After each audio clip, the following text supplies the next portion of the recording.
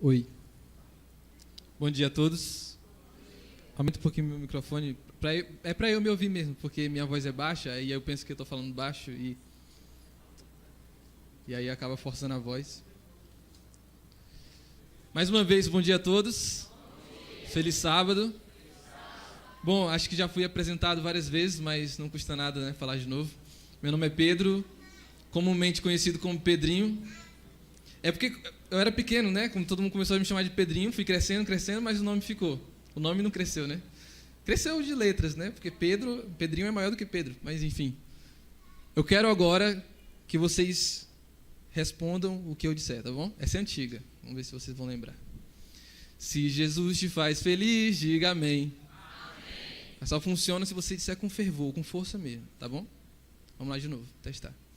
Se Jesus te faz feliz, diga amém. Amém. Tá funcionando. Se Jesus te faz feliz, diga amém. Amém. Cada um no seu banquinho, aperte a mão do seu vizinho. Procura um vizinho, irmão.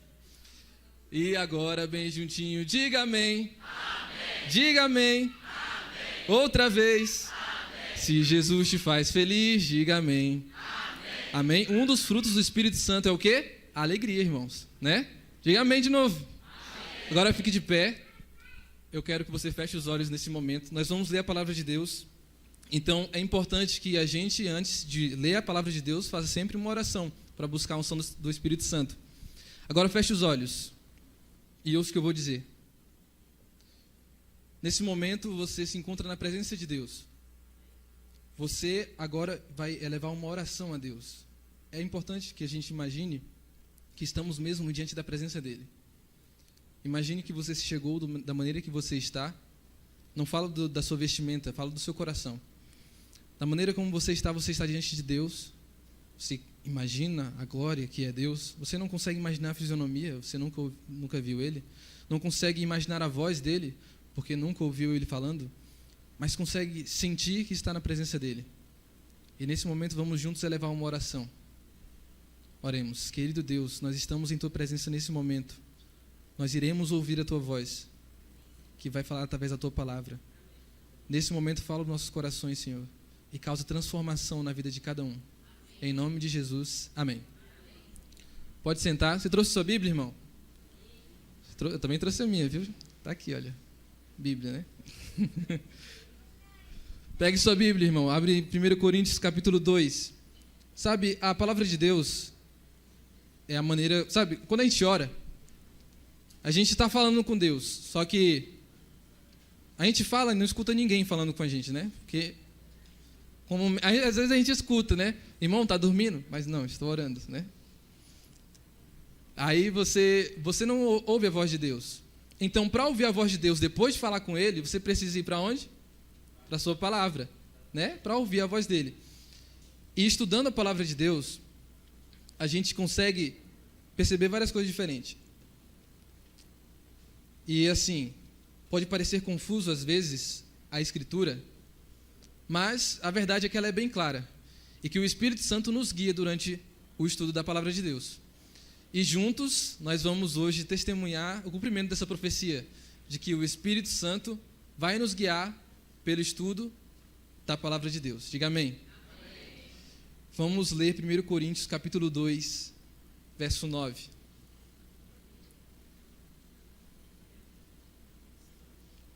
Todos encontraram? Amém. Vamos ler juntos. Diz assim: mas como está escrito, nem olhos viram, nem ouvidos ouviram, nem jamais penetrou em coração humano o que Deus tem preparado para aqueles que o amam. Quando você ouve essa profecia, quando você ouve essa promessa, o que é que você imagina? O que vem na sua mente? Uma resposta, por favor. O céu, não é? Ninguém nunca viu, nem ouvidos ouviram o que Deus tem preparado para aqueles que o amam. Agora, se eu disser para vocês que essa profecia, essa promessa, não é simplesmente sobre o céu. Nós lemos esse texto, às vezes até em evangelismos, e dizemos: o céu, ninguém nunca viu, ninguém ouviu, e Deus tem preparado para aqueles que o amam. Mas, lendo o texto, vamos perceber que esse texto não fala exatamente sobre isso, sabe? Muitas coisas que ensinamos para as outras pessoas, Por mais que nós, adventistas, sejamos o povo da Bíblia, às vezes nós mesmos não paramos para estudar aquilo que nós estamos dizendo. Por exemplo, a gente confia que no estudo bíblico vai vir tudo certinho, e realmente vem. Mas vamos pegar um exemplo. A Bíblia diz, Jesus disse, examinai as Escrituras porque julgais ter nelas a vida eterna. Nós pegamos esse texto, chegamos para a pessoa e diz, olha, precisamos estudar a Bíblia porque nela encontramos a vida eterna. Isso é verdade ou não é? Sim. Porém, quando Jesus diz isso, ele está falando para os fariseus. E ele está criticando eles. Da seguinte maneira, vocês estudam a Bíblia, ou melhor, estudam, né, a Bíblia daquele tempo, né? Vocês estão estudando a palavra de Deus, buscando encontrar a vida eterna, mas rejeitam a mim, que sou a vida eterna. Essa era a crítica que Jesus estava fazendo. Não contradiz o que nós pensamos sobre o texto, mas acrescenta um novo significado. Sim ou não? Sim. E juntos nós vamos ver que esse texto que nós lemos não fala exatamente sobre o céu, mas sobre uma promessa ainda maior, que vai nos levar até o céu. Então vamos juntos agora para o livro de Gálatas. Vamos deixar que a Bíblia se explique para nós. Gálatas, no capítulo 5.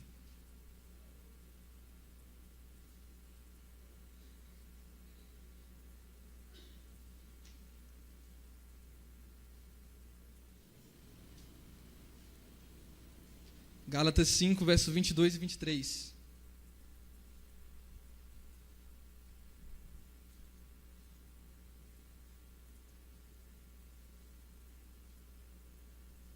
Irmãos, quem aqui é bom de leitura aqui? Que gosta de ficar em pé e ler para todo mundo? Tem alguém assim? Que gosta de pegar a Bíblia assim e ler, ficar em pé e ler para todo mundo? Calma aí, irmã, segura aí. Outra pessoa? Tem mais alguém? Eu quero 2 pessoas agora. Uma para ir para continuar em 1 Coríntios. Um amigo meu, Renato. 1 Coríntios capítulo 2. Ela vai ler, a irmã vai ler. Irmã, qual é o seu nome? Ludemília. Como? Ludemília. Ludemília. Falei certo? Falou. Amém. Falou. Ó, você vai ler Gálatas 5, versos 22 e 23. E o Renato vai ler 1 Coríntios 2, verso 1. Tá bom? Primeiro a irmã, depois o Renato. Posso ler? Pode ler. Gálatas 5, 22 e 23. Mas o Espírito produz este fruto: amor, alegria, paz, paciência, amabilidade, bondade, fidelidade, mansidão e domínio próprio. Não há lei contra estas coisas. Amém? Aqueles que pertencem a Cristo Jesus crucificaram as paixões e os desejos de sua natureza humana. Amém. Agora Renato lê 1 Coríntios 2, verso 1. Irmãos, quando estive com vocês, anunciando-lhes o ministério de Deus, não fiz com ostentação de linguagem ou de sabedoria. Agora vamos tentar fazer conexões entre um texto e outro. Primeiro nós lemos que nem olhos viram, nem ouvidos ouviram o que Deus tem preparado para aqueles que o amam. Depois nós lemos que o fruto do Espírito Santo são amor, alegria, paz, benignidade, paciência, bondade e tudo mais, né? E contra essas coisas não existe lei. Agora, aparentemente não existe uma conexão entre um texto e outro. Mas nós vamos descobrir que é assim. E agora, lendo o verso 1 do capítulo 2 de 1 Coríntios, nós lemos que Paulo está dizendo assim, ó: eu, irmãos, quando fui ter convosco, anunciando-vos o testemunho de Deus, não o fiz com ostentação de linguagem ou de sabedoria. Paulo estava na cidade de Corinto. Ele estava escrevendo para os coríntios, né? E diz assim, ó: quando eu estava aí com vocês, eu não falei assim, não procurei falar palavras bonitas, eu não procurei trazer sabedoria, filosofias, como era muito comum na Grécia. Os sofistas estavam em alta naquele tempo. E ele não veio trazer essa sabedoria. E ele responde assim, olha, verso 2. A gente vai estudar 1 Coríntios capítulo 2, então é importante que você fique aí, viu? Tá bem? Vamos lá, 1 Coríntios capítulo 2. Verso 2 diz assim, ó: porque decidi nada saber entre vós, senão a Jesus Cristo e este crucificado. Então Paulo diz assim: quando eu cheguei para vocês, eu não vim ensinar muita sabedoria, muita coisa assim, palavras bonitas, ostentação de linguagem. Eu não quis falar bonito. Eu vim aqui para anunciar Jesus Cristo e este crucificado. E ponto. É sobre isso que eu vim falar. É sobre isso que eu fui ter com vocês para falar. E logo depois, lá no verso 9, ele vai citar um texto da Bíblia, que já foi dito antes dele, lá no livro de Isaías. Vamos lá para o livro de Isaías, capítulo 64. O verso 9 do capítulo 2 de 1 Coríntios é uma citação desse texto de Isaías, capítulo 64.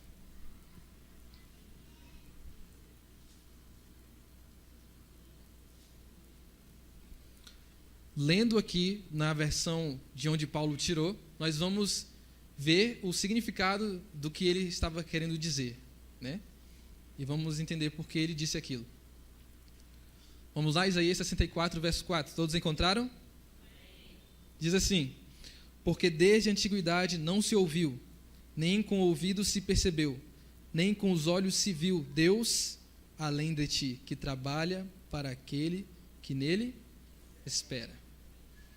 Em todas as nações que você for, não há ninguém, não há nenhum Deus senão esse Deus que trabalha para aqueles que nele esperam.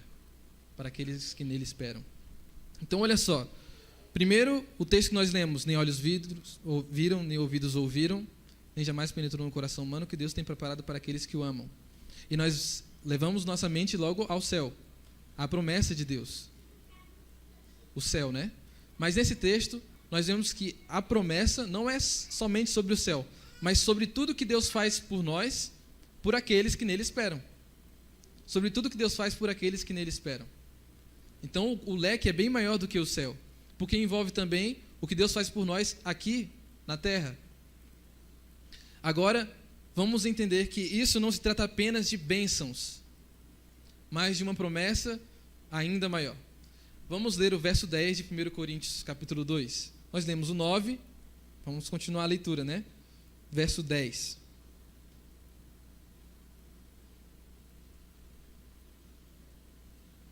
Amém? Vamos lá, diz assim, logo depois que Paulo disse o verso 9, ele disse o verso 10. Diz assim: mas Deus nulo revelou pelo Espírito, porque o Espírito a todas as coisas perscruta, até mesmo as profundezas de Deus. Olha só. Primeiro ele diz assim, ó: nem olhos viram, nem ouvidos ouviram. E no verso 10 ele diz: mas Deus nos revelou. Entenderam? Então, ninguém viu antes. Ele falou assim: ninguém viu, mas Deus agora nos revelou. Aquilo que ninguém viu, Deus nos revelou. Agora, então significa que nós também podemos ver e ouvir, porque nos foi revelado. Agora, sobre o que o apóstolo está falando?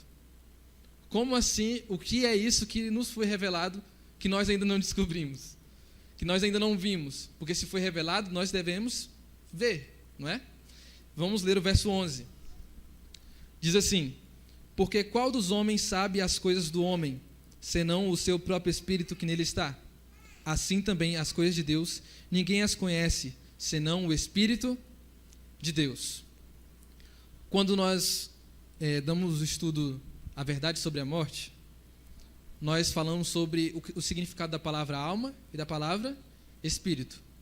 E aí vamos fazer aquelas perguntinhas. O que é uma alma? Uma pessoa. E o que é o espírito?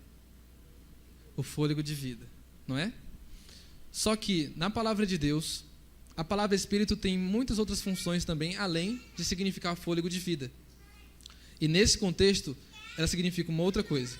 Porque veja comigo, no verso 11 que nós lemos, diz assim, ó: porque qual dos homens sabe as coisas do homem, senão o seu próprio espírito que nele está? O que significa isso? Rafael, pensa aí numa palavra. Pensou na palavra? Quem aqui acha que eu posso acertar que palavra ele pensou? Quem aqui acredita que eu posso acertar a palavra que ele pensou? Quais são as chances? Quantas palavras será que o Rafael conhece? Que palavra será que ele pensou? Será que ele pensou em alguma palavra? Será que ele está me enganando?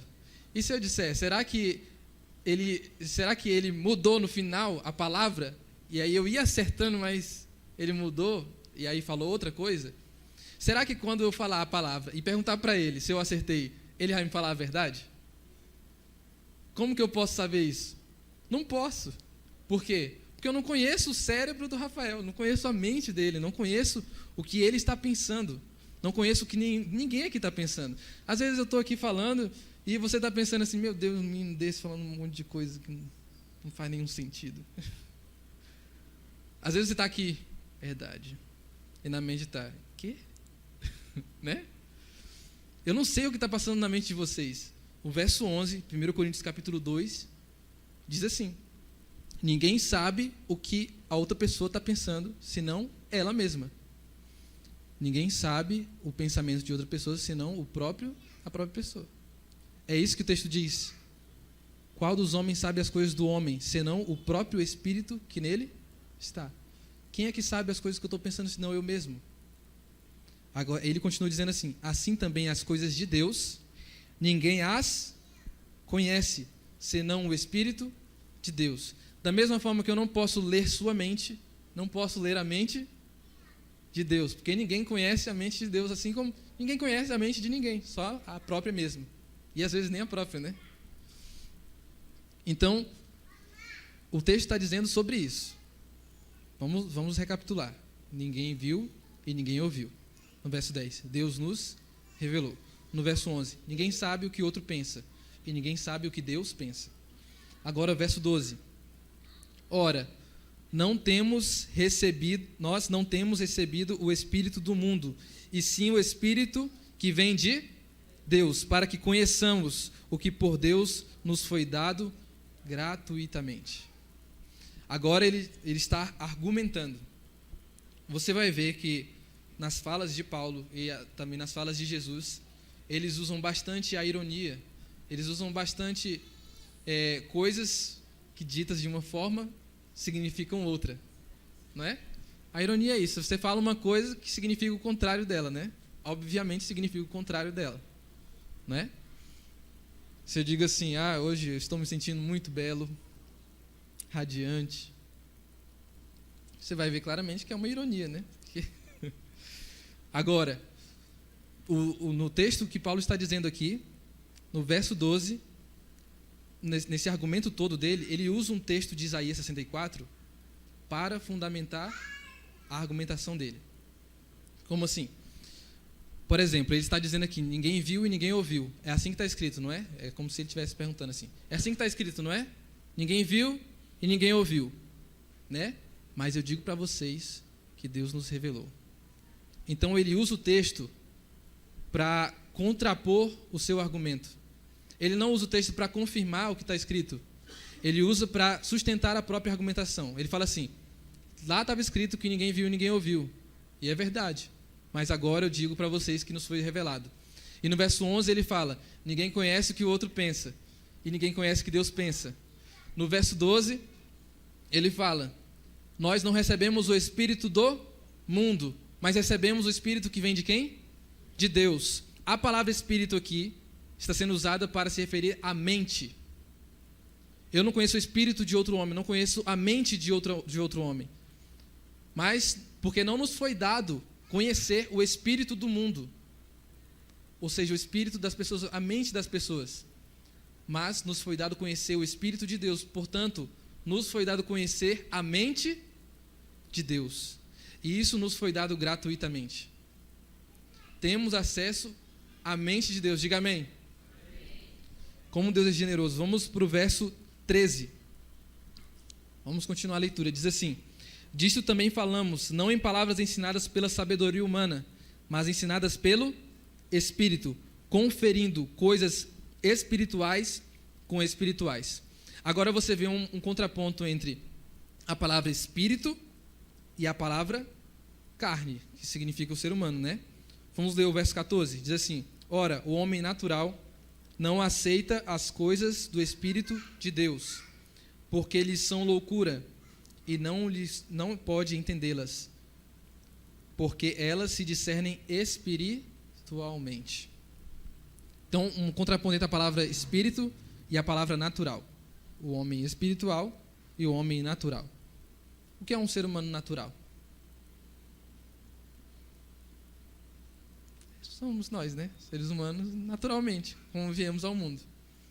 Só que, quando você entrega seu coração a Jesus, aceita Ele através do batismo, você recebe a natureza de Cristo. Você já tinha a natureza humana, natureza carnal, como chamamos. Mas aí você recebe a natureza de Cristo, que vai começar a conflitar com a natureza carnal. E aquela que você alimentar mais, vai prevalecer. Aquela que você alimentar menos, vai ser derrotada. Mas essa luta não acaba até a volta de Jesus ou até a gente morrer, né?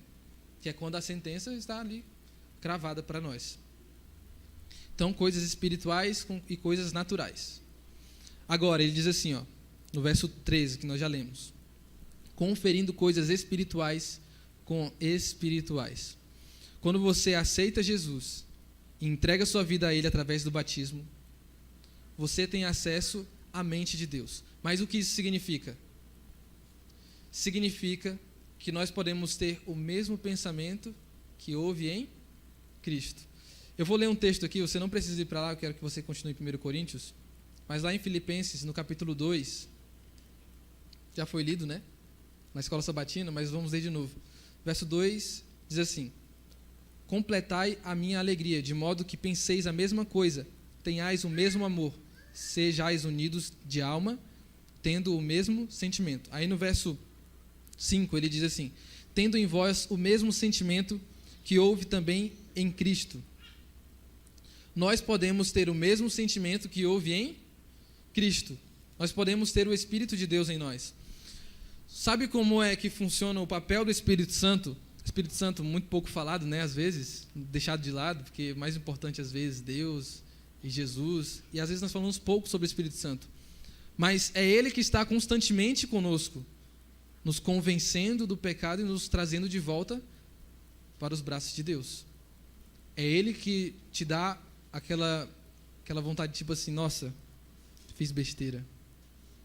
Aquele, nossa, pequei contra Deus. Aquela vontade de voltar a Deus e pedir a Ele o perdão, quem lhe dá é o Espírito Santo. Tanto é que o pecado que não tem perdão é o pecado contra o Espírito Santo. Que o que significa o pecado contra o Espírito Santo? Na Bíblia está dizendo que é a blasfêmia contra o Espírito Santo. E o que é blasfêmia? Quando os fariseus chegavam para Jesus e falavam assim, isso é blasfêmia. Por que estavam dizendo isso para ele? Porque Jesus se dizia ser Deus. Se colocar no lugar de Deus é blasfêmia. No caso de Jesus não foi, porque ele é Deus, né? Mas se colocar no lugar de Deus é blasfêmia. Portanto, Deus, sendo Pai, Filho e Espírito Santo, se colocar no lugar do Espírito Santo também é blasfêmia. Pecar contra o Espírito Santo significa dizer, não preciso mais de Deus. Não quero mais ouvir a sua voz. Não quero mais me arrepender. E como não quero mais me arrepender, esse pecado não há perdão. Esse pecado não tem volta. Porque você se afastou e diz assim, não quero mais ouvir a voz de Deus.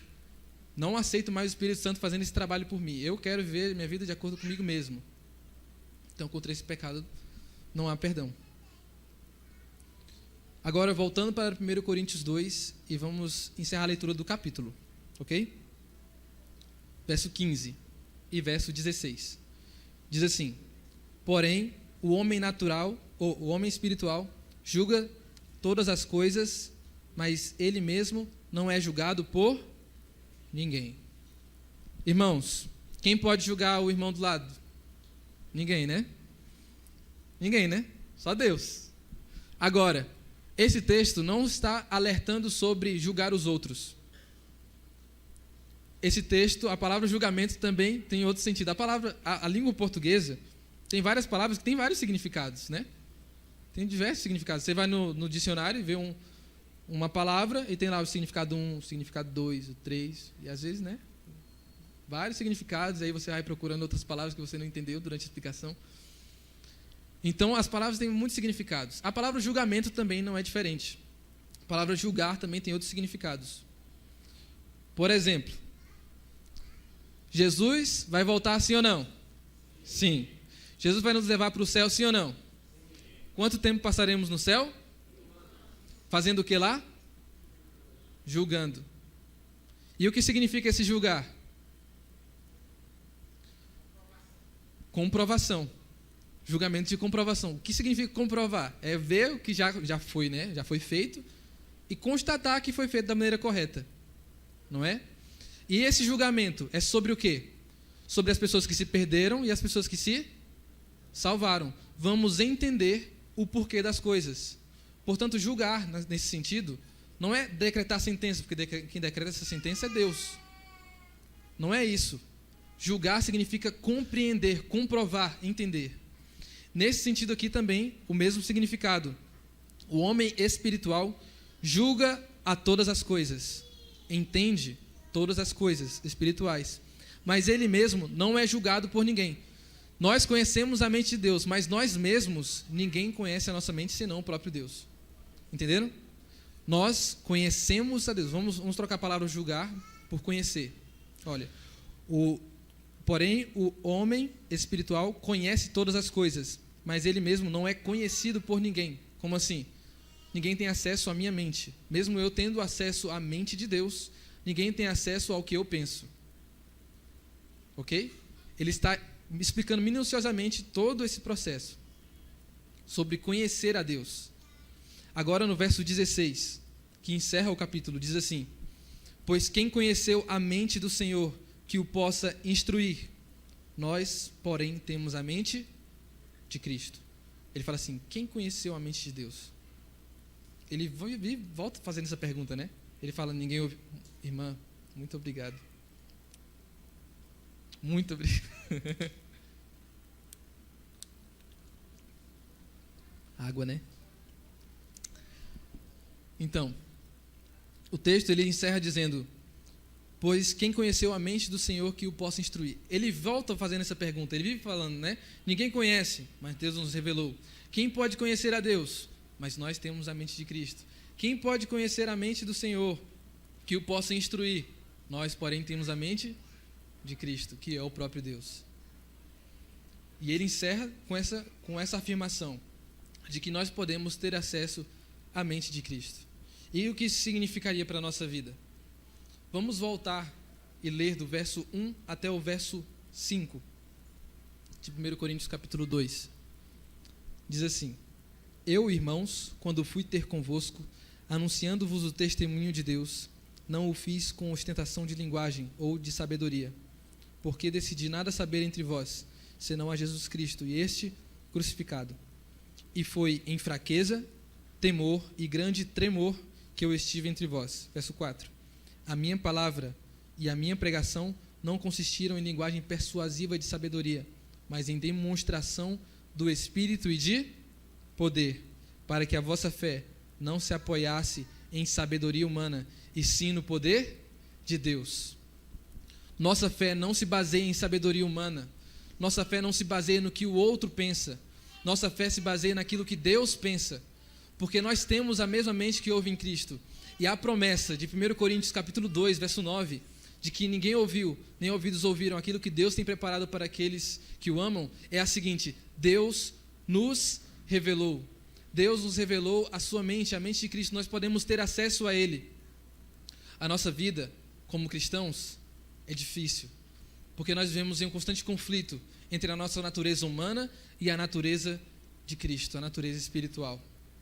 E vivemos constantemente lutando. E às vezes nos afastamos tanto de Deus que não sentimos mais a sua presença. Às vezes nós cometemos erros em nossa vida que nós sentimos que não há mais volta. Às vezes nós estamos distantes de Deus e sentimos vergonha de voltar para Ele. O que será que Deus pensa de mim? Se eu voltar para Ele agora, o que Ele vai pensar? Se Deus estivesse no meu lugar, o que Ele faria? Às vezes a gente, não sei se vocês já ouviram, mas é um conselho que eu já ouvi, diz assim: quando você estiver diante de uma situação difícil, que você tiver que escolher, pergunte-se: o que Jesus faria? Vocês já ouviram isso? O que Jesus faria? O que Jesus faria no meu lugar? O que Jesus iria fazer? E se você parar para pensar, essa pergunta, ela talvez não ajude muito. Porque você pensando o que Jesus pensaria, como você vai saber, né? De repente você imagina a pessoa de Jesus. O que ele faria nesse lugar? Ele faria tal coisa? Será? Mas será mesmo? Você não estava lá. Se de repente Jesus esteve numa mesma situação em que você está agora, você não estava lá para saber como ele fez, né? Você só tenha escrito na Bíblia, assim, mais detalhadamente, sobre os 3 últimos anos da vida de Jesus aqui na Terra. Então, como saber o que Jesus faria?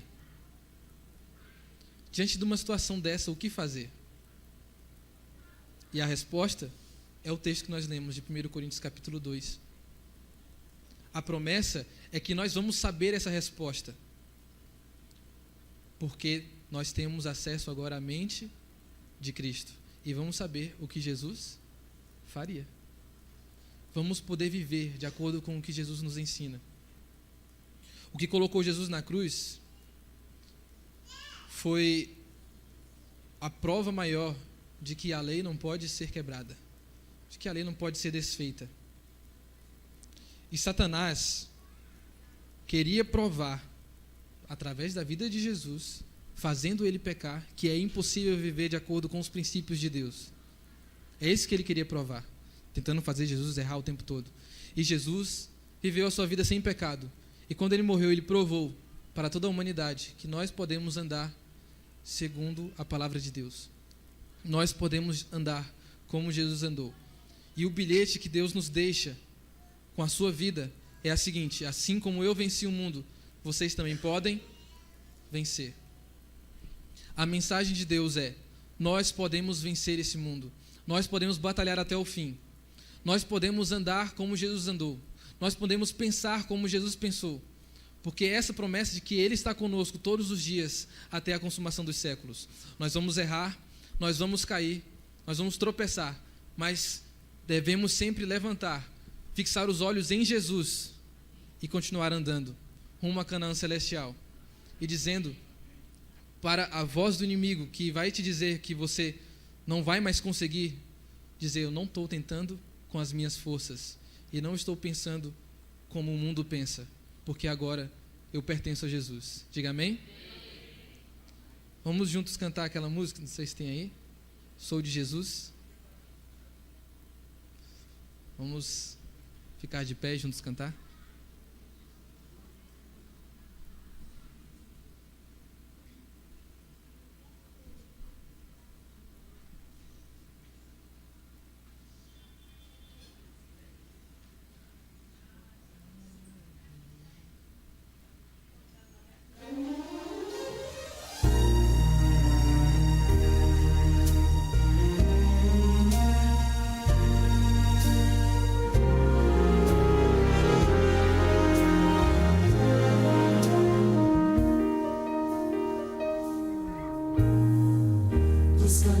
A seguir, dois senhores a lutar. Qual dos dois irei servir? Há só uma decisão.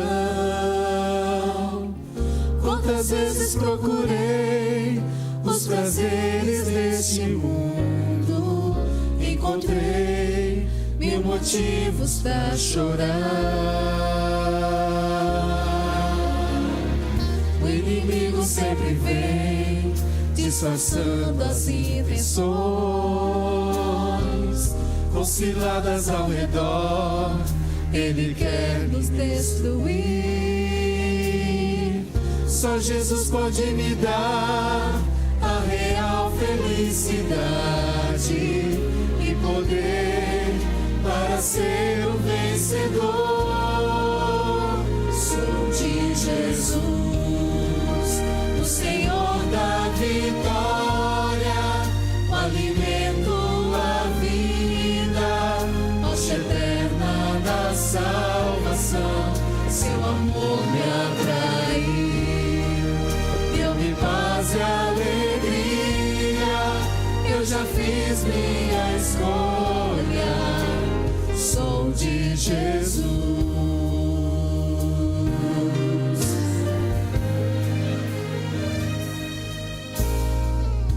decide testemunhar, mesmo em forte provação, rejeitando pela fé o pecado e seu sabor. No caminho de Jesus estarei sempre seguro, e assim eu prossigo rumo ao céu. Sou de Jesus, o Senhor da vitória, o alimento, a vida, rocha eterna da salvação. Seu amor me atraiu, deu-me paz e alegria. Eu já fiz minha escolha, sou de Jesus. Mais do que em qualquer outro tempo, o momento é de escolher. Sem temer, sem hesitar, eu escolho Jesus. Sou de Jesus, o Senhor da vitória, o alimento, a vida, rocha eterna da salvação. Seu amor me atraiu, deu-me paz e alegria. Eu já fiz minha escolha, sou de Jesus. Eu já fiz minha escolha, sou de Jesus. Amém? Amém? Você já fez sua escolha? Diga amém. Feche seus olhos agora. Feche os olhos agora. No início, falei para vocês que quando nós estamos de olhos fechados para orar, pode ficar de olho fechado, irmão. Quando nós ficamos de olhos fechados para orar, você não consegue imaginar a Deus e não consegue ouvir a sua voz porque nunca o ouviu. Mas se você entregou seu coração a Jesus, o Espírito de Deus está dentro de você, falando constantemente ao seu coração. E agora você conhece essa voz que toma a sua mão constantemente para te ajudar a caminhar. Vamos juntos orar mais uma vez. Querido Deus, te agradecemos imensamente pela maior promessa de todas, não exatamente da vida eterna, ou do céu, ou da nova terra, mas principalmente de que Jesus está conosco, de que teu Santo Espírito pode habitar dentro de nós. Queremos, Senhor, ser a tua morada, queremos ser a tua casa, o teu templo, queremos andar em teus caminhos e fazer o teu querer. Te pedimos que segure a nossa mão, Senhor, e queremos te dizer que é nosso desejo estar constantemente andando ao teu lado. Em nome de Jesus, amém.